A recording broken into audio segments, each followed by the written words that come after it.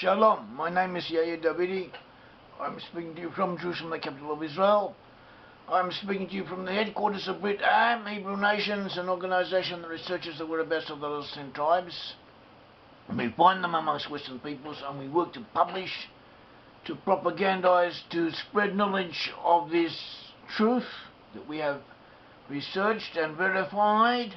And we also work towards the reconciliation of Judah, that is the Jewish people, and the 10 tribes of Israel, descendants of the 10 tribes of Israel, whom we find amongst Western nations.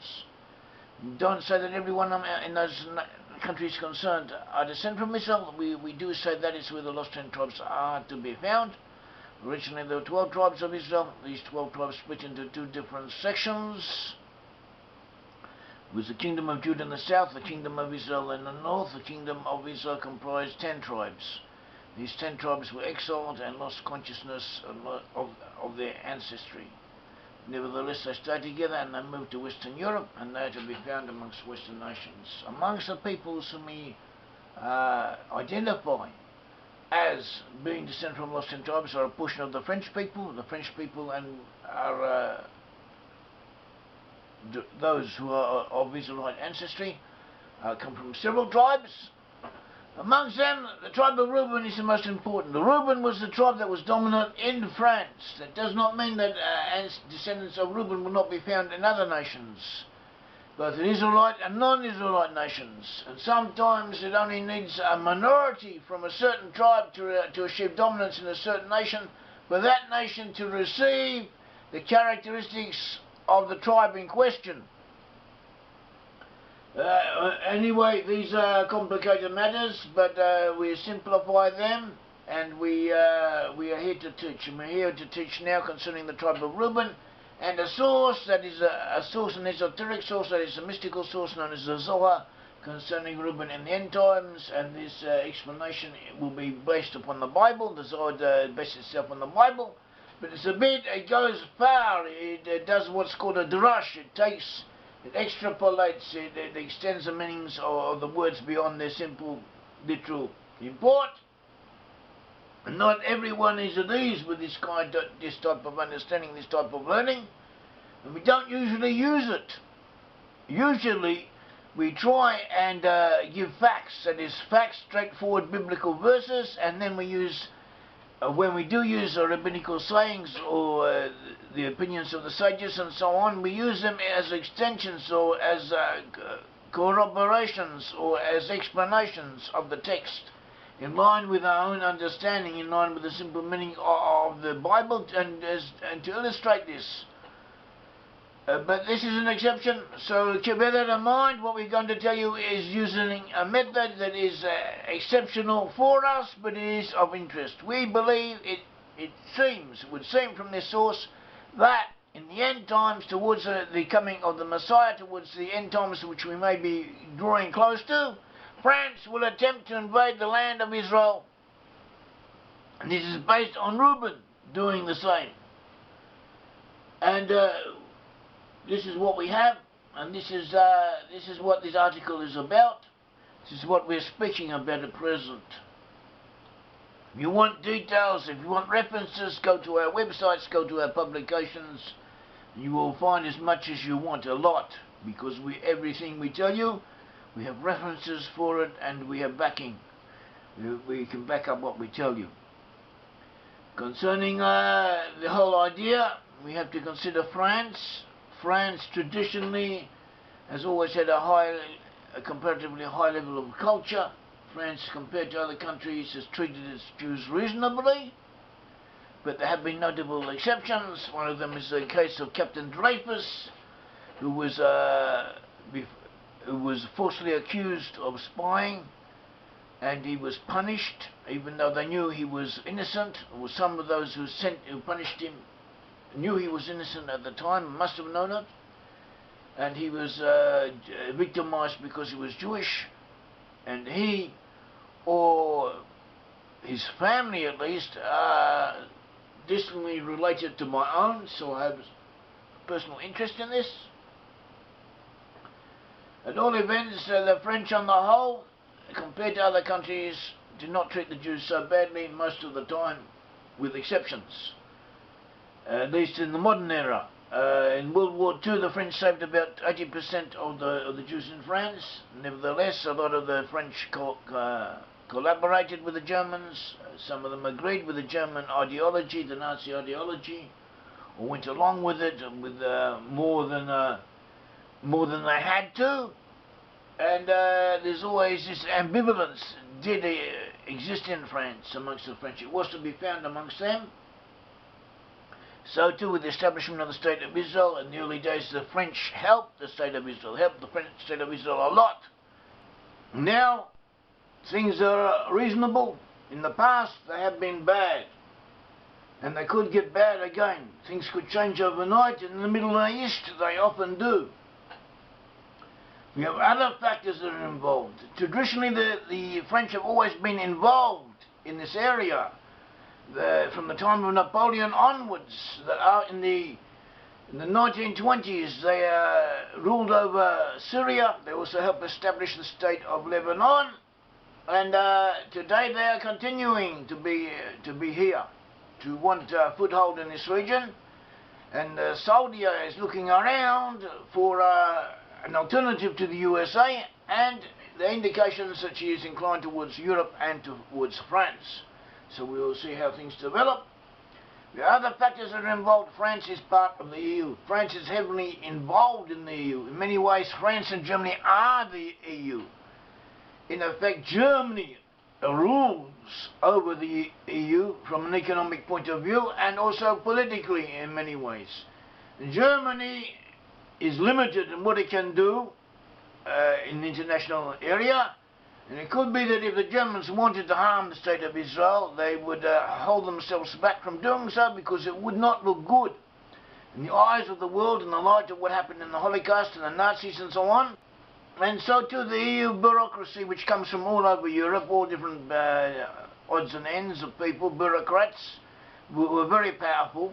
They too might prefer to have France as a front man for their own nefarious inclinations and wicked machinations.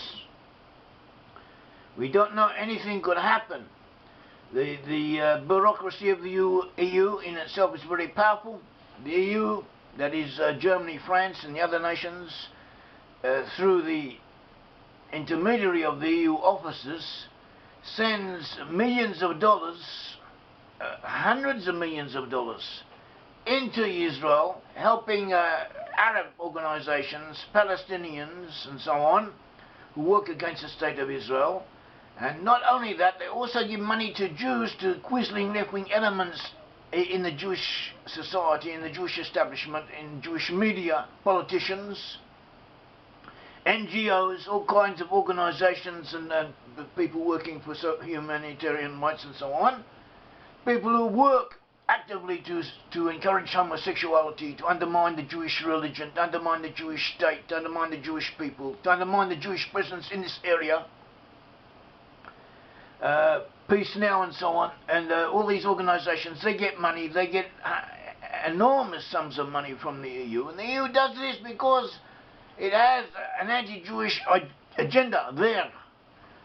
And in a sense, this is something that France is involved in, and perhaps elements from Reuben are involved in this. In the past, there have been indications that a government in Israel could arise, a left-wing dominated or humanitarian inclined government, or just a government of turncoats, that might even invite French or EU troops to come into Israel and help enforce a peace agreement with the Palestinians. And they could even do this against the will of the majority of the Jews in this country. Things like this have happened in the past, or things not so serious as that, but in that direction. It is feasible. And so we should be aware of this and keep their eyes open to it. And the Zohar does indicate in the end times France, that is Reuben, will do this. And why do we identify France with Reuben? What proofs do we have? What indications do we have? So if you want the details, you should go to our website and read our articles should also read our books, but in an overall, on one foot, as if to say, here are some principles through which we identify France with Reuben. First of all, the region of France in general, according to the Bible and according to history, was a place where Israelites were to be found. Israelites did pass through there, and Israelites did settle in there. We don't say that everyone in France is of Israelite origin. We say that there were Israelites in that area, and they still are. And even if you look in the book of Abijah 1:20, according to the Common English translation, it says, "In the captivity of this host of the children of Israel shall possess that of the Canaanites, even unto Zarephath, and the captivity of Jerusalem, which is in Sepharad, shall possess the cities of the south." But looking at the Hebrew version of the text, of which this text that we've just read, is the translation, the original Hebrew text, and also the commentaries, the major commentaries of the rabbinically accepted commentators on analysing this verse from a linguistic point of view and according to their traditions. They said that this first exile of the 10 tribes of Israel, meaning from the 10 tribes of Israel, because they're the first ones to be exiled, that is what Rashi says, the first 10 tribes of Israel, who went to France, according to Rashi. Zarephath means France in Hebrew. Others say that it means not only France but also Holland and that region. Others say that it means the area in general, including the Isle of Brit-Am, Bavanel, and other authorities that we quote, and we give the references to where these quotations can be found and verified. That is what the verses are referring to. The lost 10 tribes being in that area. So, and this is confirmed by historical evidence, by historical researches that we have done on the subject. So, on the whole, in general, we can say that the Israelites were in that region. Also, we found that the ancient inhabitants of France were known as Galatei to the Romans, or Gauls, is transliterated into English as Gauls. The Romans actually called them Galatei or Galadi, and this was a form in French of the word Gilead. Gilead was the son of Manasseh, but he was also the name of a region east of the Jordan in which the tribe of Reuben dwelt. And so we could say that anyone in that region would have been called, or could have been called, a Galatei or a Galatian. Galati is another way, in according to Roman writings, of pronouncing the word Galati. Also linguistically it holds together, it fits in. In addition, we have the Ribuari Franks. The Franks, a section of the Franks called the Ribuari, who found the kingdom of France. Ribuari is a way of a form of saying Reuben in Aramaic. And we also have sons of Reuben, such as the Chokai became the Choki or Hugu, the Palui became the Palia, the Hetson became the Hasuari, and this Taiwan, the Kami became the Karini. And so we have these peoples who settled, some in France and also in the neighbouring areas. Also, there may also be descendants of Reuben in Germany, even though Reuben was not dominating that area. He could have had significance in some areas, and this may come into play in this scenario that we're speaking about. So these people settled in France. Also, we have characteristics given in the Bible and in tradition associated with Reuben are those that we link with the French, that people in general connect with the French as romantically inclined, passionate, aspiring to leadership, empathy with others, excelling in many areas, but often not achieving outright predominance, even in those places, in those aspects of existence that he excels in. Also, they have the relative position of Reuben as compared to other peoples whom we identify with Israelite tribes that fits according to the pattern of Israelite tribes having settled in that region. We have biblical codes that also confirmed Reuben, the sons of Reuben, to have been in the area of Zarephath in France, and we have other evidence. And those who are really interested are encouraged, indeed exhorted, to look it up in our sources. The Zohar speaks concerning Reuben in the See Vayichi 551 in the Sulam edition, or Vayichi for those who have another edition. It speaks of Reuben, and it predicts that in the end times Reuben will wage war throughout the world, and also in the land of Israel. for Jerusalem or against Jerusalem. According to the commentators, it means he will fight in order to gain control of Jerusalem, and he will be going against the Messiah, son of David, or against the forces that will be identified with the Messiah or that precede the Messiah. And historically, we have the French Emperor Napoleon Bonaparte in 1799, who was fighting against the English, against the British.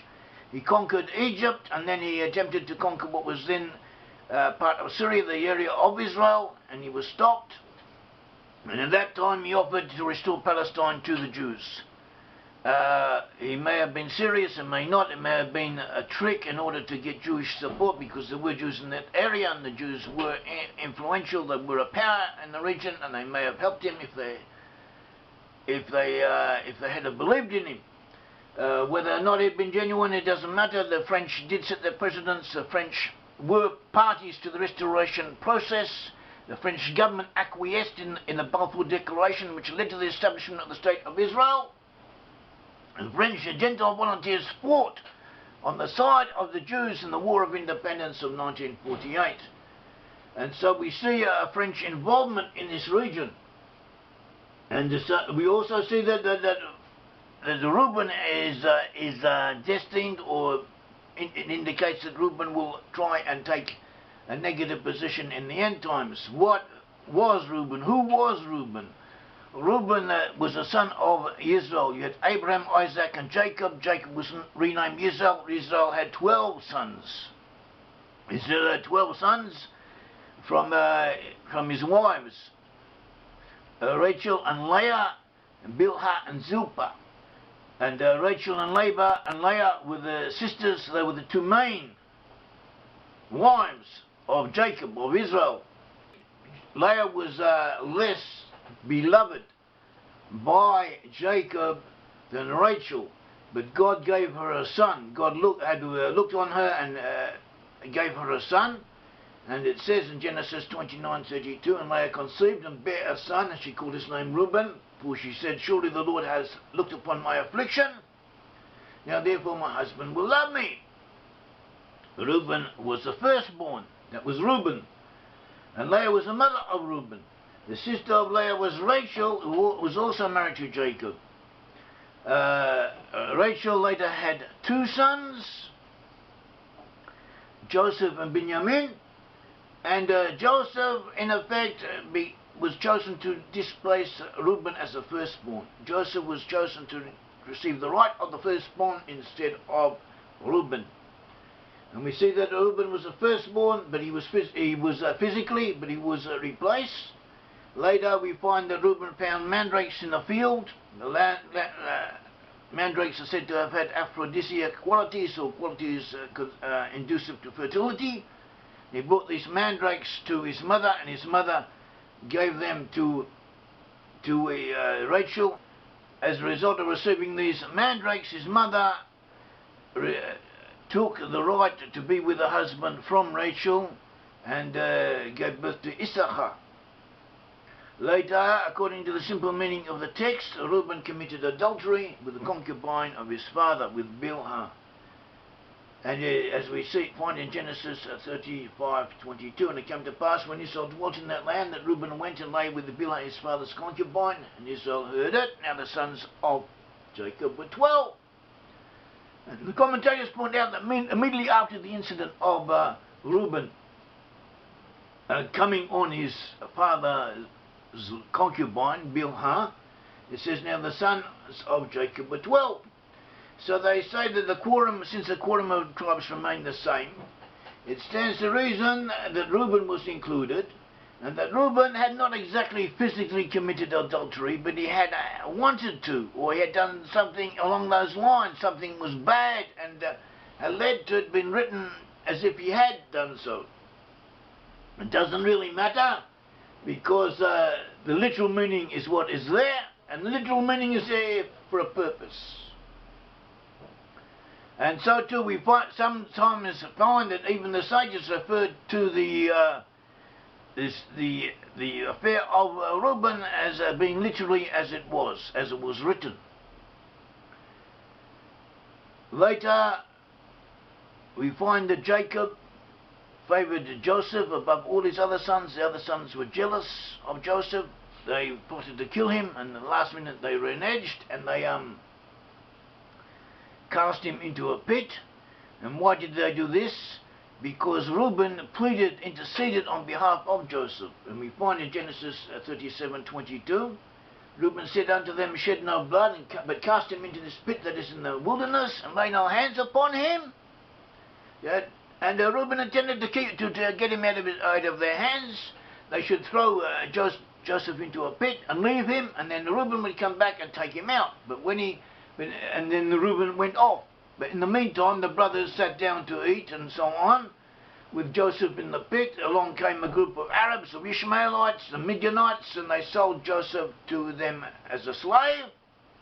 Joseph was taken down into Mitzrayim, into Egypt. Reuben came back and found that Joseph was no longer there. And it says, and we find it, and so the Bible says, and Reuben returned unto the pit, and behold, Joseph was not in the pit. And he rent his clothes, and returned unto his brethren, and said, the child is not, whither shall I go? So we see here that even though Joseph had replaced Reuben in his father's affections, and even as concerning the first right blessing, Reuben was not jealous. He did not take vengeance against Joseph. He was not vindictive towards him. On the contrary, he tried to save him. He tried to help him. And so he showed compassion. He showed brotherhood, fraternity. On the one hand. On the other hand, as the firstborn, perhaps he should have interceded with more authority than he did. But anyway, at all events, we find these aspects of Reuben amongst the French people. Later, Joseph taken down into Egypt. Joseph was enslaved and he was imprisoned, and then he rose to become the effective ruler of Egypt. And there was a famine over all of Egypt, and Joseph was in charge of distributing the grain that he had stored up to all the people of Egypt, and also to peoples of the surrounding nations, the peoples of Canaan who neighboured Egypt. And the brothers of Jacob, who at that time who were living in Canaan, they were sent down by their father to buy grain in Egypt, and they came to Joseph. They did not recognize Joseph, but Joseph recognized him. And they had come down, but they had left their youngest brother Benjamin, who was a full-blood brother of Joseph. Both of them came from the same mother, whereas the other brothers were only half-brothers because they had different mothers. Anyway, Joseph recognized his brothers did not recognize him. And he gave them grain, but he said they could only come back on condition that Benjamin should come with them. And when the brothers heard this, they were upset. They said to themselves that this tribulation had visited them due to their sin against Joseph, and Reuben reproved them. It says, and Reuben answered and said, saying, speak I not unto you, saying, do not sin against the child that is against Joseph. And they would not hear. Therefore, behold, also his blood is required. In Genesis 42:22. And the brothers returned to their father. And after a period, the grain they had brought was eaten up, and they needed more to keep their families alive, and they asked Jacob that they should go down to Egypt once more, but they told him that if they did so, they would have to take a Benjamin with them. And Jacob did not want them to go. He did not want to risk losing Benjamin.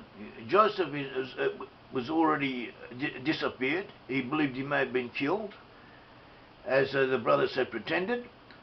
And also only Benjamin was left of Rachel. Rachel was his favourite wife, so it was two favourite sons. One had disappeared, and now they wanted to take Benjamin away with them.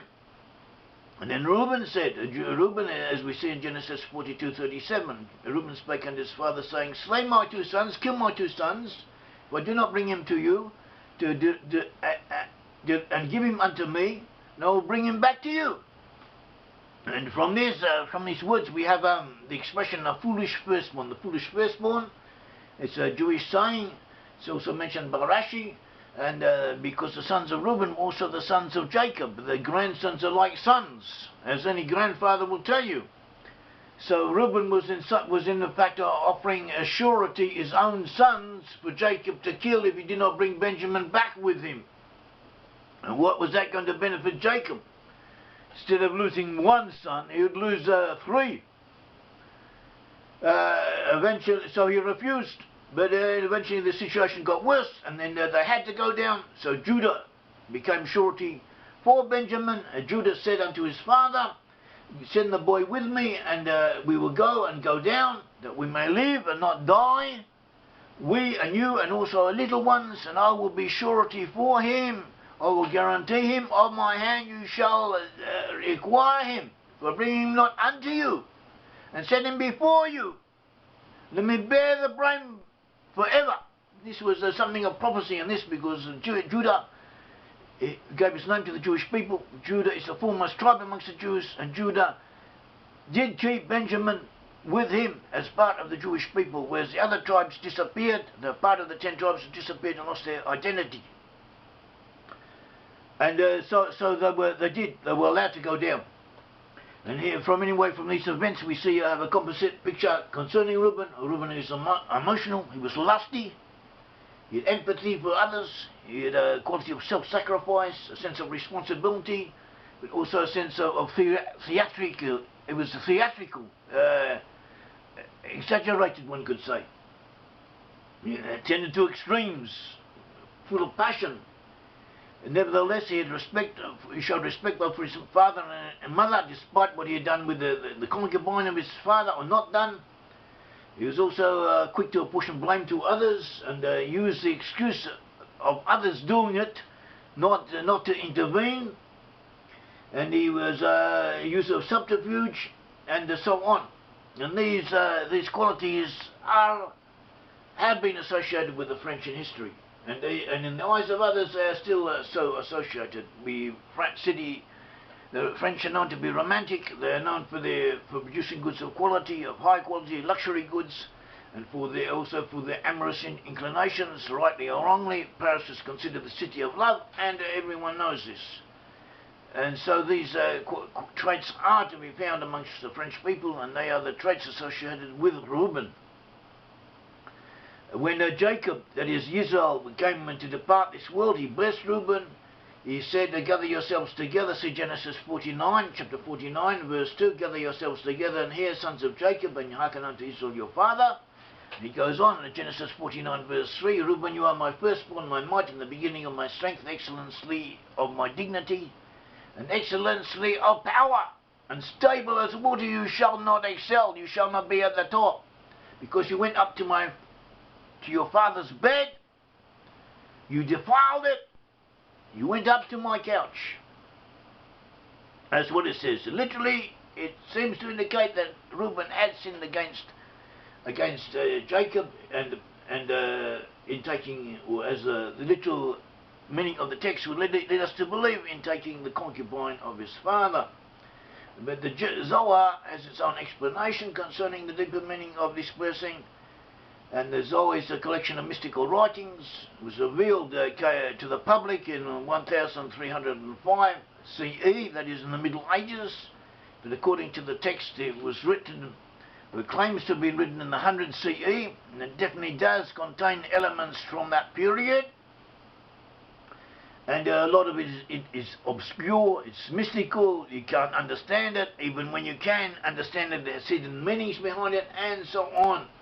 And in the past, most Jews were forbidden by the rabbis to even look at it, to even learn it. But nowadays, the Zohar is open to anyone. Anyone can read it, and nearly anyone usually does.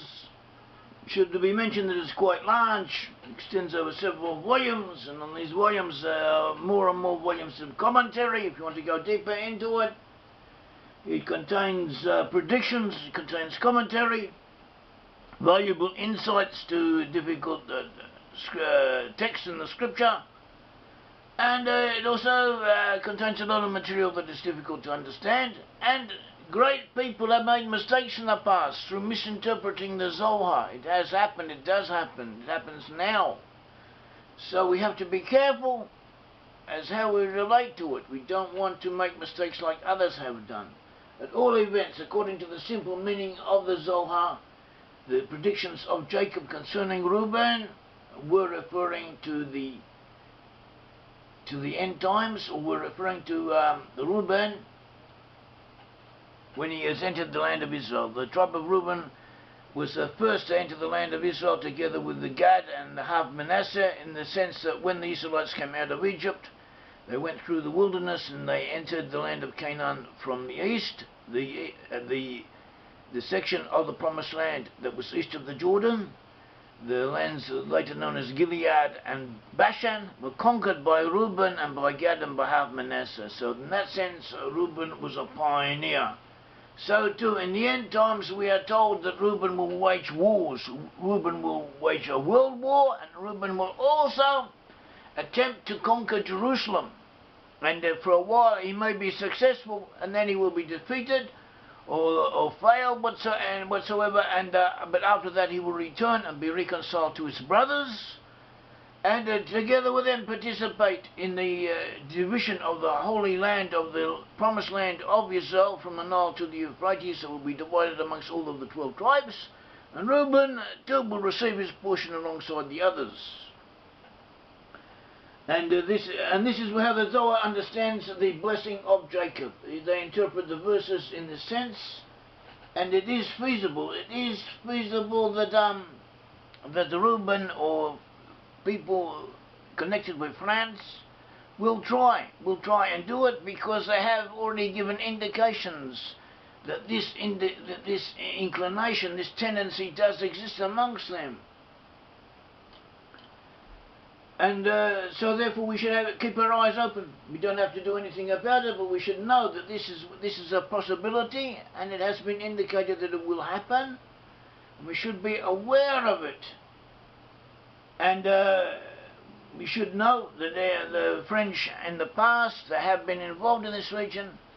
They still are involved, and there are elements amongst the French and amongst the EU people, and also amongst Quisling elements in the Jews who have received money from the EU, who do want to portray the Jewish presence in the land of Israel, and something may still develop from this. May the Lord God of Israel bless all of us, may He help us, and may He be with us. Thank you.